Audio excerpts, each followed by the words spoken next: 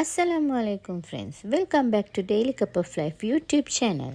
இன்றைக்கி நான் உங்களுக்கு கொண்டு வந்துக்கிற ரெசிபி ரிச்சான அதே மாதிரி சூப்பர் டேஸ்டியான சிக்கன் ஒயிட் குருமா.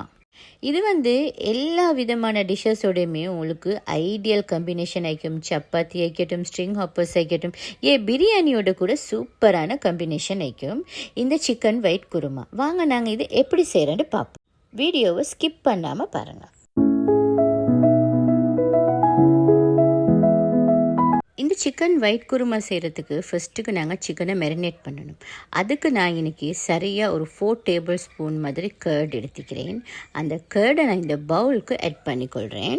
நெக்ஸ்ட் இதுக்கு நான் 2-3 க்ரீன் சில்லி எடுத்து அதை நல்லா இடித்து எடுத்துக்கிறேன். பேஸ்ட் பண்ணலை, இடித்து எடுத்துக்கிறேன். ஸோ ஏண்டா இதுக்கு க்ரீன் சில்லி ஃப்ளேவர் தான் மிச்சமே முக்கியம். அதுக்கப்புறம் 2 டேபிள் ஸ்பூன் கொரியண்டர் பவுடர் எடுத்துக்கிறேன். அதுக்கப்புறம் இதுக்கு 1 டேபிள் ஸ்பூன் கியூமின் பவுடர் எடுத்துக்கிறேன்.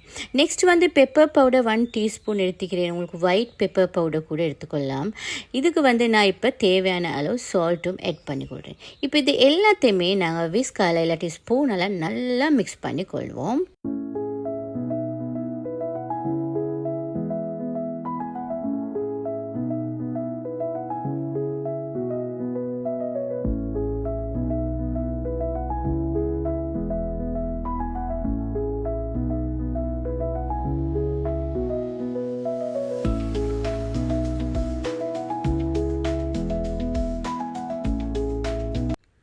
இப்போ இந்த மாதிரி நல்லா இதை மிக்ஸ் பண்ணிக்கொள்ளணும். மிக்ஸ் பண்ணிக்கொண்டு நான் இன்றைக்கி சிக்கன் 750 கிராம்ஸ் எடுத்துக்கிறேன். நல்லா வாஷ் பண்ணி இந்த மாதிரி பீசஸாக கட் பண்ணி எடுத்துக்கிறேன்.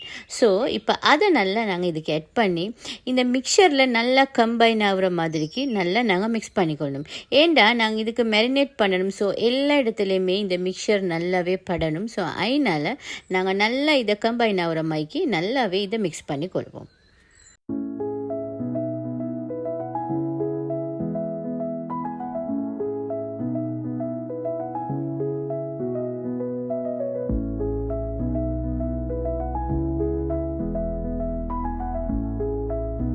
இப்போ நல்லாவே மிக்ஸ் பண்ணி கொண்டாச்சு. இப்போ நாங்கள் இதை க்ளோஸ் பண்ணி எப்படியும் ஒரு 30 மினிட்ஸ் மாதிரி நல்லா மேரினேட் ஆகிறதுக்கு விட்டுடணும். ஸோ நெக்ஸ்ட் ஒரு கடாய் எடுத்துக்கொள்ளணும். அதுக்கு ஒரு 1 டேபிள் ஸ்பூன் மாதிரி ஆயில் ஆட் பண்ணிக்கொள்வோம். அதுக்கு பிறகு நான் இன்றைக்கி எப்படியுமே ஒரு 200 கிராம்ஸ் மாதிரி ஆனியன் எடுத்துக்கிறேன். அதை நான் இதுக்கு ஆட் பண்ணிக்கொள்கிறேன். இப்போ அதை நல்லா நாங்கள் இன்றைக்கி சோட்டே பண்ணிக்கொள்ளணும். கொஞ்சம் சோட்டே பண்ணிக்கொள்கிறதோட நாங்கள் இது என்ன செய்யணும்டா, ஒரு 1/2 கப் மாதிரி வாட்டர் ஆட் பண்ணிக்கொள்ளணும். வாட்டர் ஆட் பண்ணி இதை நல்லா க்ளோஸ் பண்ணி குக் ஆக விடணும். எங்களுக்கு இந்த ஆனியனை பியூரி பண்ணிக்கொள்ளணும். ஸோ அதனால் அது நல்லா குக் ஆகணும். ஸோ இது நல்லா இப்போ குக் ஆகிக்குது. ஸோ இதை நல்லா மிக்ஸ் பண்ணிவிட்டு அதே மாதிரி ஆக்கி போகிறோம். ஸ்டவ்வை நாங்கள் ஆஃப் பண்ணிக்கொள்ளணும். ஆஃப் பண்ணிவிட்டு இது நல்லா அப்படியே ஆற காட்டியும் நாங்கள் அப்படியே ஒரு சைடில் இதை வச்சுடுவோம். அதுக்கு பிறகு நான் இன்றைக்கி 2 டேபிள் ஸ்பூன் ஸ்க்ரேப் கோகோனட் எடுத்துக்கிறேன். அதே மாதிரி 2-3 பதாம், 2-3 கேஷ்யூஸ் எடுத்துக்கிறேன். பதாமை நல்லா ஊற வச்சு அதை நல்லா பீல் பண்ணி எடுத்துக்கிறேன். ஸோ இப்போ இது எல்லாத்தையுமே நாங்கள் பிளெண்டர் ஜாருக்கு ஆட் பண்ணிக்கொள்வோம்.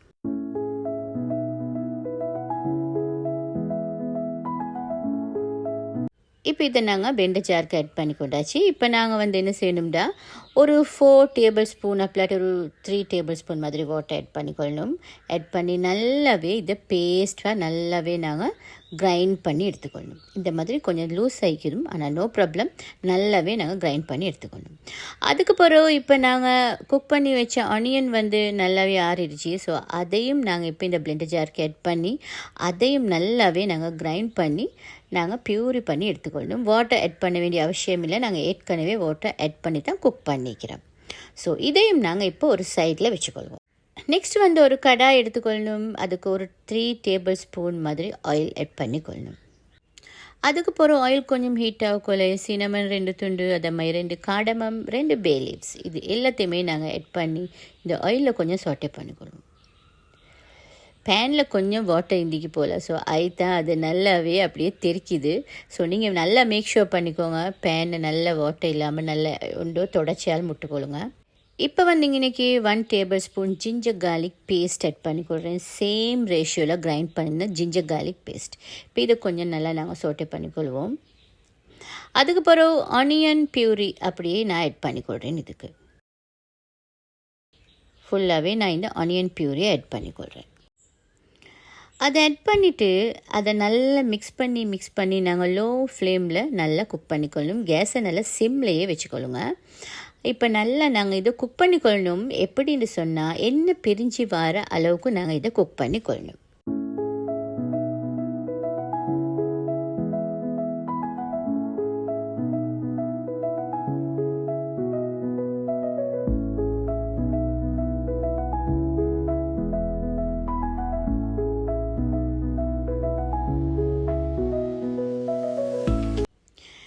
இந்த மாதிரி நல்லா எண்ணெய் பிரிஞ்சு வந்திக்கணும். ஆயில் எல்லாம் அதுலேருந்து செப்பரேட் ஆகிற மாதிரிக்கு நல்லா குக் ஆகிக்கணும். ஸோ அது வரைக்கும் நாங்கள் இதை நல்லா மிக்ஸ் பண்ணி குக் பண்ணிக்கணும். இப்போ நான் மேரினேட் பண்ணி வச்ச சிக்கன் அப்படியே நான் இதுக்கு ஆட் பண்ணிக்கொள்கிறேன். சிக்கனை எப்படியுமே ஒரு 30 மினிட்ஸ் அப்படிலாட்டி ஒரு 1 hour மேரினேட் பண்ணினாலுமே கூட சூப்பர் டேஸ்டி ஆகிக்கும். ஸோ இப்போ இது எல்லாத்தையுமே நான் இதுக்கு ஆட் பண்ணிக்கொண்டு அதில் இருக்கிற கிரேவியையும் நான் இதுக்கே ஆட் பண்ணிக்கொள்கிறேன். இந்த சிக்கன் குக் ஆகுறதுக்கு வாட்டர் ஆட் பண்ண வேண்டிய தேவையில்லை. ஏன்னு சொன்னால் சிக்கனில் ஏற்கனவே வாட்டர் இருக்குது. ஸோ அதனால் இதை நல்லா நாங்கள் மிக்ஸ் பண்ணிக்கொள்வோம்.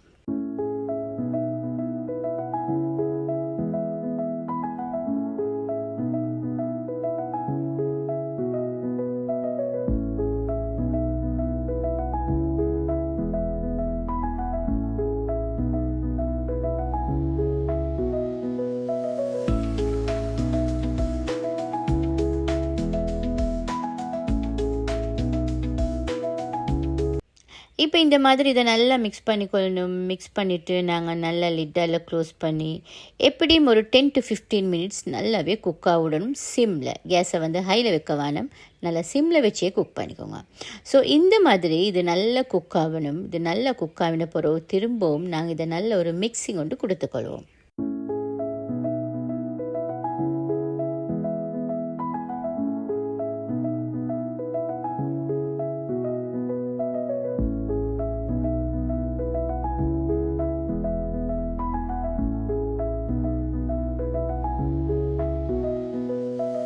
இதை நல்லா மிக்ஸ் பண்ணிவிட்டு எங்களோட பாதாம், கேஷ்யூ, அதே மாதிரி ஸ்க்ரேப் கோகனட் எல்லாம் போட்டு நாங்கள் பேஸ்ட் பண்ணோம் இல்லையா, அதை நாங்கள் இதுக்கு ஆட் பண்ணிக்கிறோம். உங்களுக்கு இதுக்கு பதிலாக ஃப்ரெஷ் க்ரீம் வேண்டாலும் ஆட் பண்ணிக்கொள்ளலாம். ஸோ நான் இன்றைக்கி இது ஒயிட் குருமானால் இந்த மாதிரி ஸ்க்ரேப் கோகனட், பாதாம், பிஸ்தா எல்லாம் ஆட் பண்ணிக்கிறேன். அது ஒரு சூப்பர் டேஸ்டியாக இருக்கும். அதே மாதிரி சூப்பரான ஒரு அரோமாவும் மிக்கும். ஸோ இதை நல்லா நாங்கள் இப்போ மிக்ஸ் பண்ணிக்கொள்ளணும். ஏன்னு சொன்னால் இந்த மிக்சர் எல்லா இடத்துலையுமே நல்லா படணும். ஸோ அதனால் நாங்கள் நல்லா இதை மிக்ஸ் பண்ணிக்கொள்ளணும்.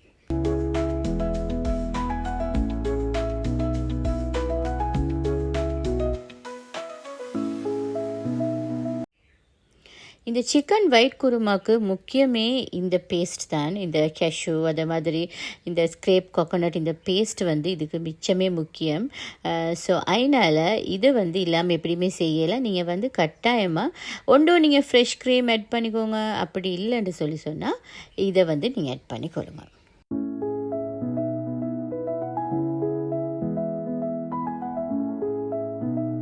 இப்போ இதை நல்லா மிக்ஸ் பண்ணிட்டு இதுக்கு சிக்கன் மசாலா நான் ஒரு 1/4 டீஸ்பூன் மாதிரி மேலால் அப்படியே ஸ்ப்ரிங்கிள் பண்ணிக்கொள்கிறேன். அதே மாதிரி சில்லி ஃப்ளேக்ஸும் ஒரு 1/4 டீஸ்பூன் மாதிரி ஸ்ப்ரிங்கிள் பண்ணிக்கொள்கிறேன். இதில் சிக்கன் மசாலா இல்லாட்டியுமே பிரச்சனை இல்லை. உங்களுக்கு மசாலா பவுடர் வேண்டாலும் ஆட் பண்ணிக்கொள்ளலாம். ஸோ இப்போ திரும்பவும் நாங்கள் இதை மிக்ஸ் பண்ணிக்கொள்வோம்.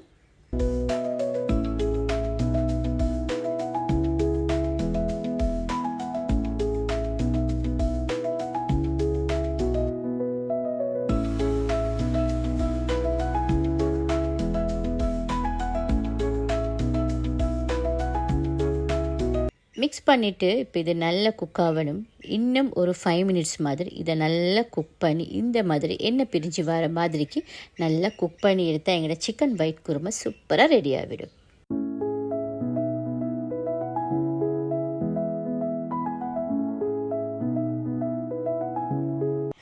இந்த சிக்கன் ஒயிட் குருமாவில் கொஞ்சம் கிரேவி மீக்கணும். அப்போ தான் இது சூப்பராக இருக்கும். இது ஃபுல்லாகவே நல்லாவே வத்தி கிரேவி இல்லாத நிலைமையில் வைக்கப்படாது.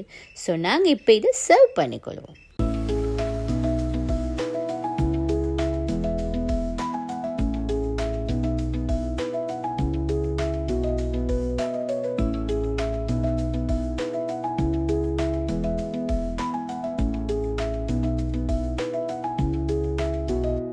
எப்பயுமே நான் உங்களுக்கு கொண்டு வர ரெசிபிஸ் வந்து 100% ஹோம்மேட், அதே மாதிரி 100% ஹெல்த்தியான ரெசிபி தான் நான் உங்களுக்கு கொண்டு வருவேன். அதே மாதிரி அதை நான் ட்ரை பண்ணி பார்த்து அது டேஸ்டியாகவும் அது நல்லாவும் இந்த மட்டும் தான் நான் உங்களுக்கு கொண்டு வருவேன். ஸோ இந்த சேனலில் நான் போஸ்ட் பண்ணுற ரெசிபிஸ் உங்களுக்கு பிடிச்சிக்கும்னு நினைக்கிறேன். அப்படி பிடிச்சிருந்தா நீங்கள் டெய்லி கப் ஆஃப் லைஃப் சேனலை நீங்கள் சப்ஸ்கிரைப் பண்ணிக்கோங்க. அதே மாதிரி இந்த சிக்கன் ஒயிட் குருமா ரெசிபி உங்களுக்கு பிடிச்சிருந்தா நீங்கள் லைக் பண்ணுங்கள். உங்களோட ஃப்ரெண்ட்ஸோட மறக்காமல் வாட்ஸ்அப்பில் ஃபேஸ்புக்கில் நீங்கள் ஷேர் பண்ணிக்கோங்க. ஃப்ரெண்ட்ஸ், நீங்கள் என்னமாலும் ரெசிபிஸ் உங்களுக்கு வேணும்னா ரிக்வெஸ்ட் பண்ணுங்கள். இன்ஷா அல்லாஹ் நான் அதை உங்களுக்கு கட்டாயமாக கொண்டு வருவேன். இதே மாதிரி இன்னொரு ஹோம்மேட் ரெசிபியோட நான் உங்களை சந்திக்கிறேன். அது வரைக்கும் have a nice day friends.